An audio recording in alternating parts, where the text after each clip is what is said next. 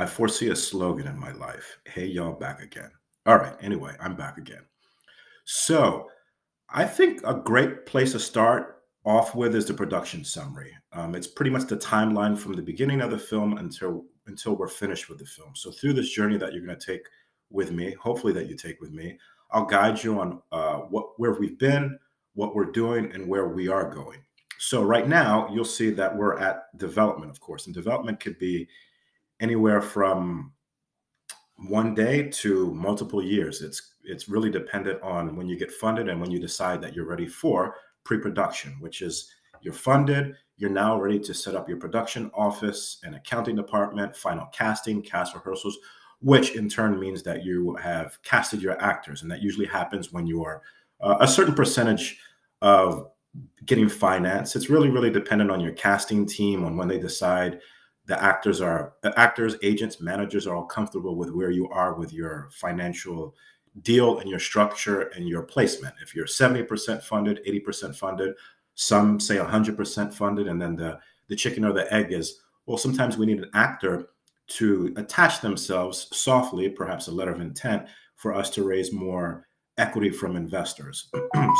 Sometimes you have the luxury of that happening, and sometimes you do not. Sometimes you have to go off the idea of the film, which in turn, that happens with a lot of filmmakers, a lot of producers, a lot of production companies. We are right there in the middle where we have actors that are interested but want us to raise a bit more equity, and that's what we're doing off the idea of the film, really, really developing the film. So we fully developed the shooting script, albeit I wanted to make sure that the script is absolutely stellar. So after I went through multiple revisions, we're in one more revision to turn this into a shooting script. So I have a very, very a writer who has many, many accolades for a script that he wrote that should be going into production soon. They're kind of going through their thing where they're trying to get that produced as well, and perhaps I might be on board for that. Anyway, we're doing that just to make sure that we hit all of the beats and make sure we hit all of the action points, and just to make sure that this is just an amazing script.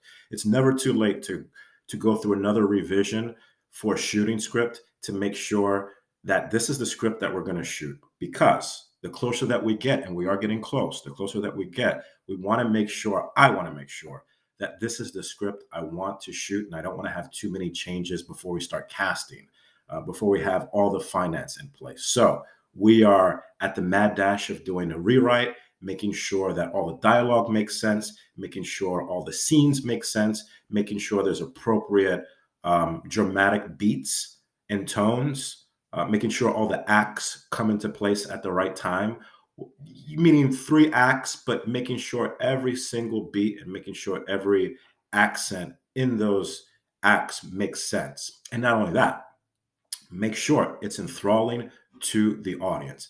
That's number one. That's key. That is my motivation to be a film director and to be a filmmaker. There's nothing better than and I'm sure many, many other filmmakers and directors have this experience, and the ones that are in the process of being film directors, they in itself will experience this as well. And I'm speaking about Such a Funny Life, my first feature film. When we had screenings for the film, when it was in theaters, and I attended the actual viewing of the film, whether I believe it was at Bethesda Row, and of course, New York. It played in New York for a while at a Brooklyn theater. So I was there. And there's nothing better than to see an audience engaged and just encapsulated with a story that has so many levels and so many layers, because it truly, truly shows that you are doing this for an audience. And that's exactly who I'm doing this for. I'm not doing it for myself. This isn't a passion project. This isn't something that's so artistic to me that I have to make to please myself. And I'm not saying that other people do that. I'm just saying in my certain circumstance that, subjectively speaking, I'm doing this for, I could be in that group, but I'm doing this for a mass audience, because that's what films are about. It's to really, really engage people and to affect them in an amazing way, the same way that I was affected by many great films. Goodfellas, Heat, directed by Michael Mann, all the classics that we watch till this day, because we know, wow, this is going to really, really take us on a journey. And that's exactly the journey I'm looking forward to do with Hero Lost Dirt. So I digress. Back to development. So fully develop a shooting script. What we're doing now, complete preliminary shooting schedule. We have done that. That changes because the closer that we get, we know you have to do that accordingly to the script.